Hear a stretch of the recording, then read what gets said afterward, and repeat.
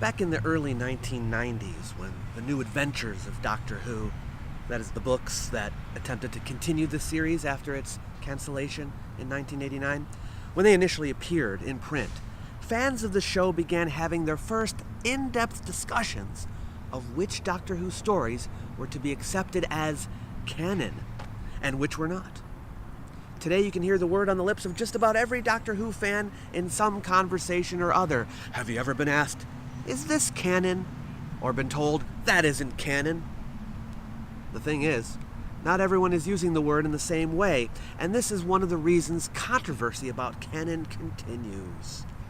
I'd like to address the subject and some of its subtleties, after which I hope to demonstrate to you, first, that everyone who claims there is a canon is wrong. And second, that everyone who claims there is no canon is also wrong.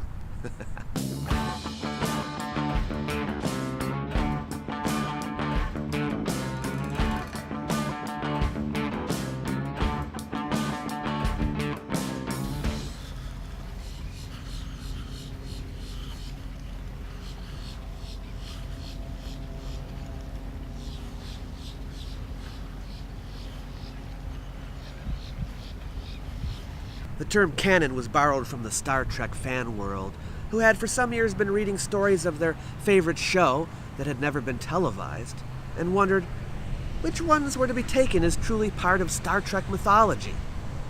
They in turn had borrowed the term from Sherlock Holmes fans, who had done something similar, and they had borrowed the term from the Christian Church. Yeah, the word canon had been employed by theologians to refer to the list of authoritative books that belonged in the Bible, a formally approved collection of scripture.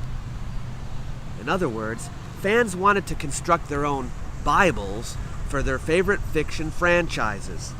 Is there such a Bible for Doctor Who?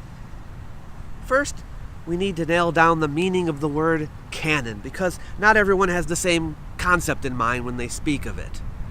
If we were to take the word in the sense that students of literature do when they speak of a literary canon, all that would mean is a body of text considered to be the most important and influential from a particular time period or place. If we were to do that with Doctor Who, we'd be speaking of a selection of episodes that might be considered representative of the series or of one period of the series. But that's not what people mean when they speak of canon in Doctor Who. Some use the word canon simply to mean the collection of works that are considered official or authoritative for a specific community. But that kind of begs the question, because just saying that a work is official doesn't really tell you anything about it. Authoritative or official, for what purpose?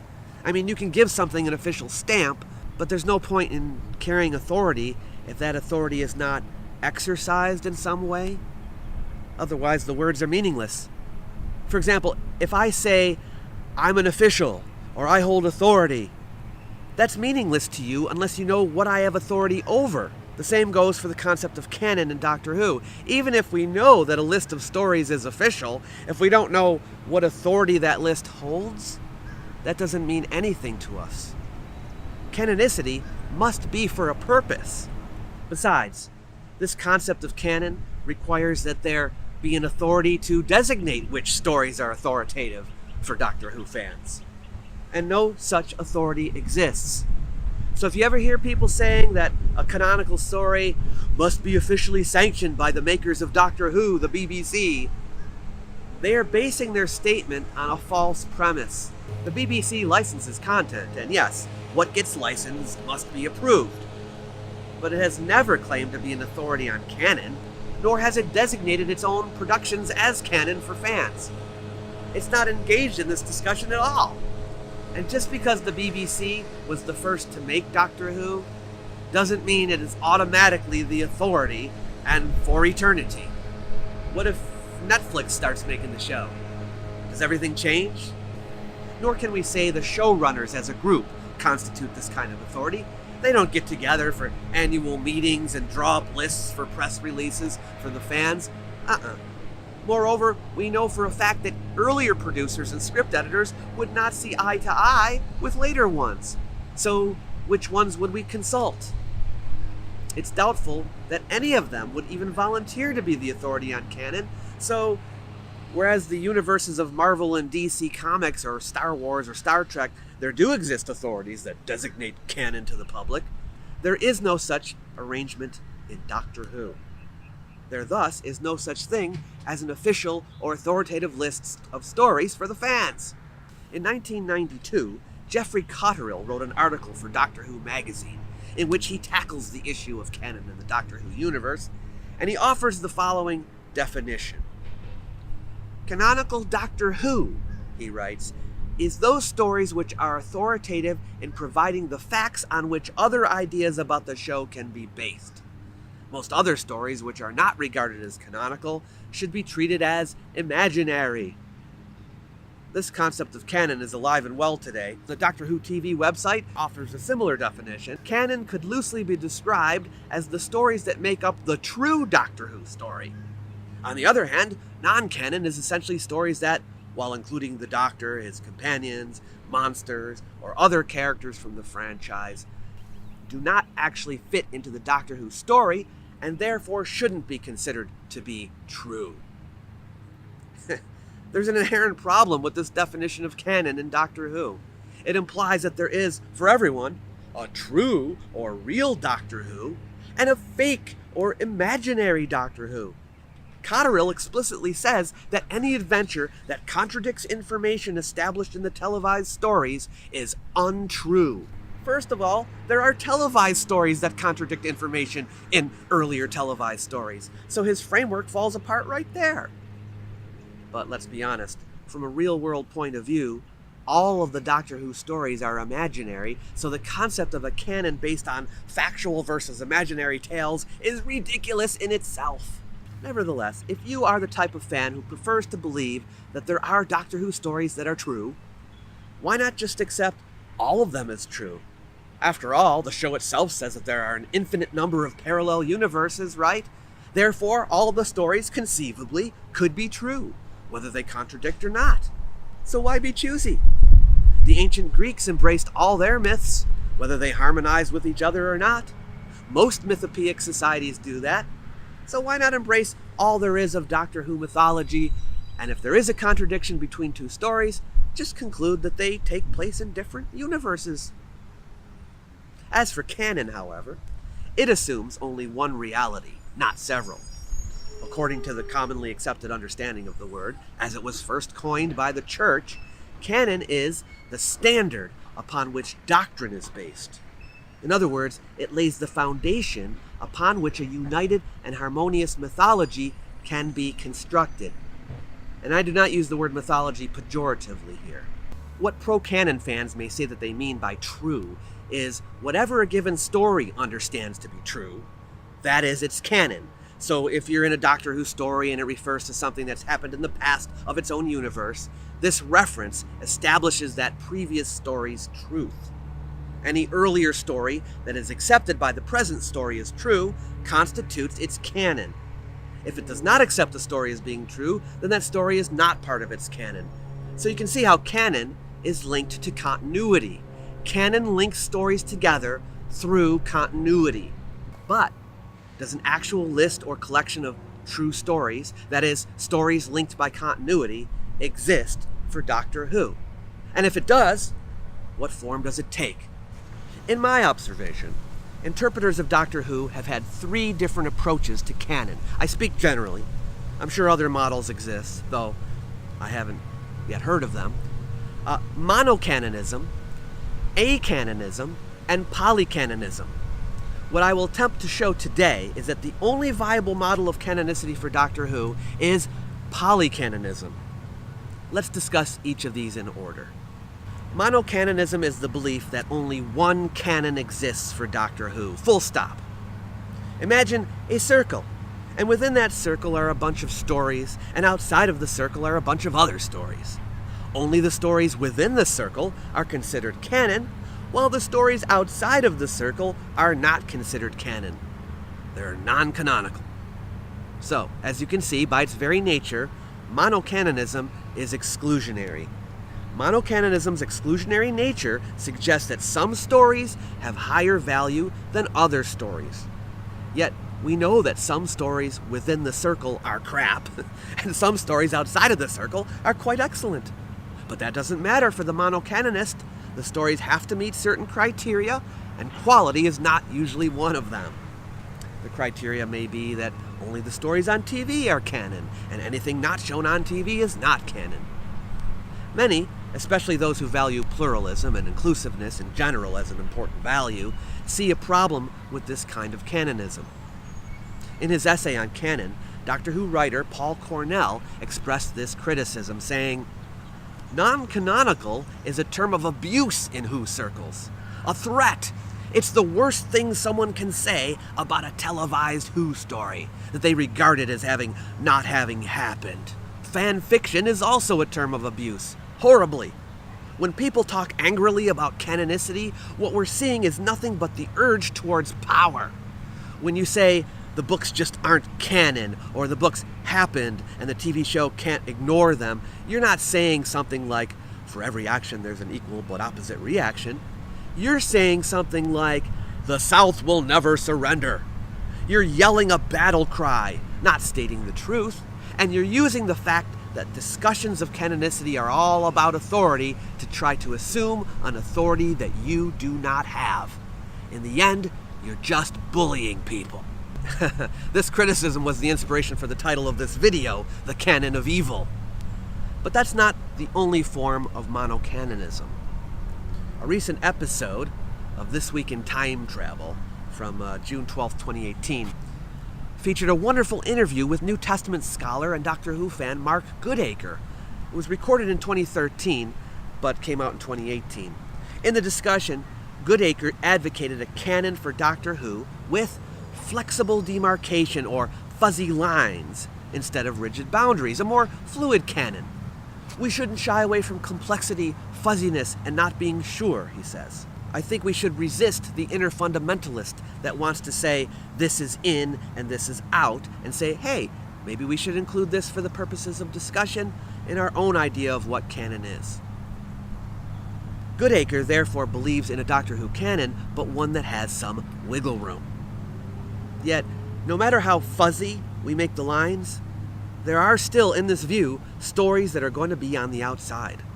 Fluid or fuzzy monocanonism allows room for debate on some stories, but not all stories.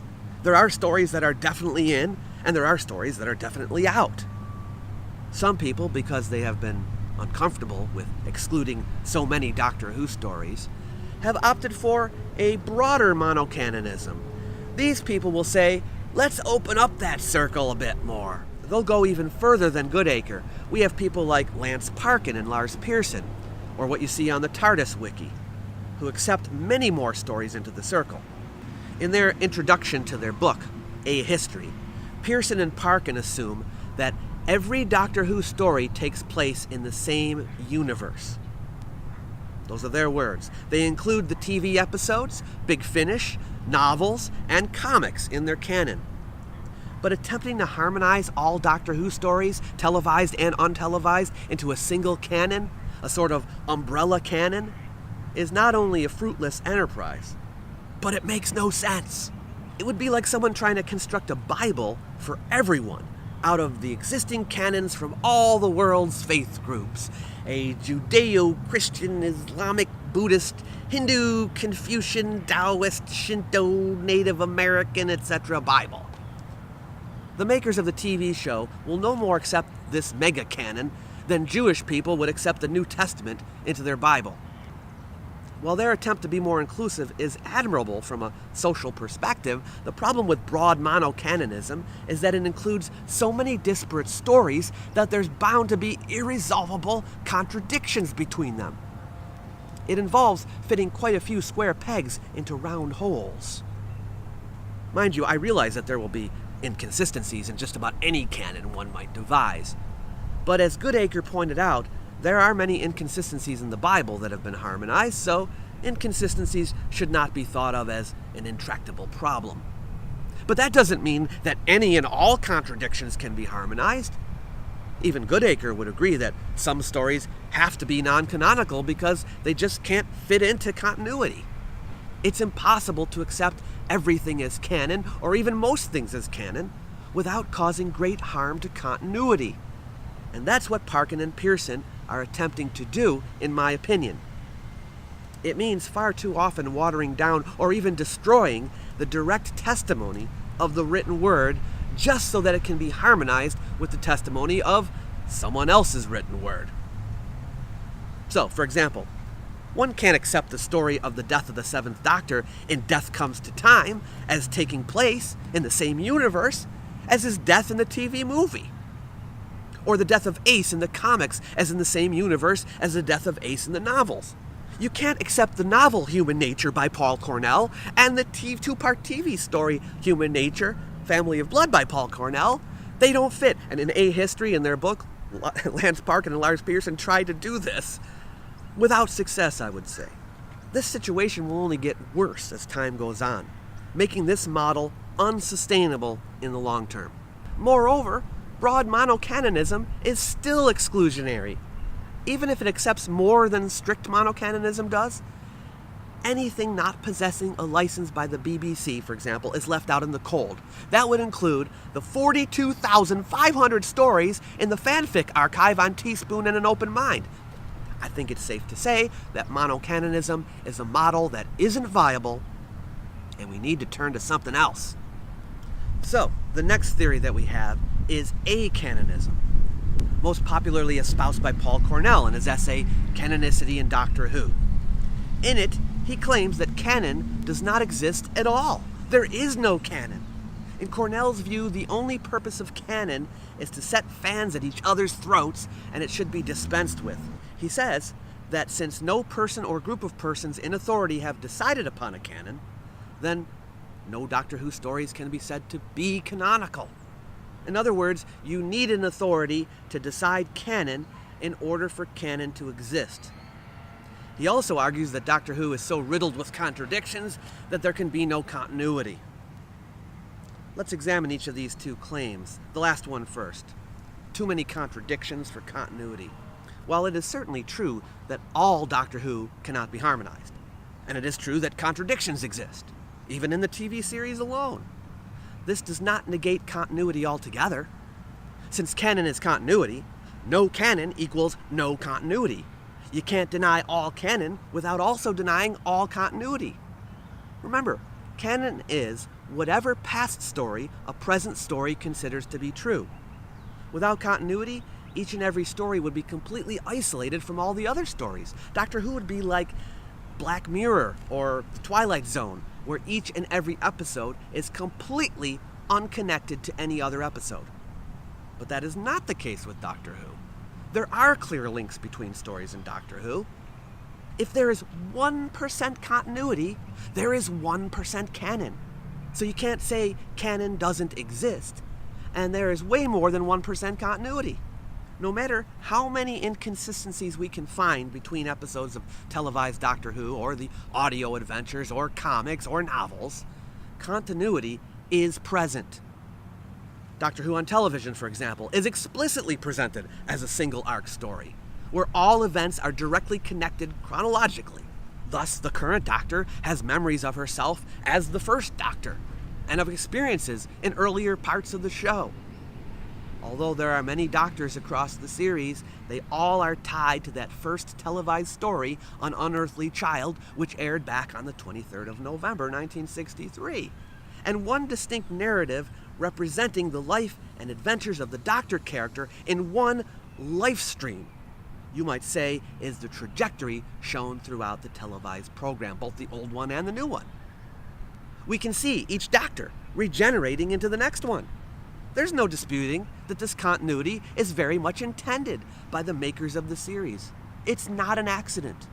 A Doctor Who fan cannot fully understand the current program without having some knowledge of its continuity. Yes, it's canon. Canon exists. So then we get to the third view, polycanonism. I agree with the critics of monocanonism that if we assume a single authoritative canon, we disparage huge amounts of content. We decide that certain stories don't matter and are to be laid aside. That's Doctor Who fundamentalism at its worst. But I also reject canon nihilism because it denies the existence of continuity altogether. And somewhat ironically, the authority of the writer.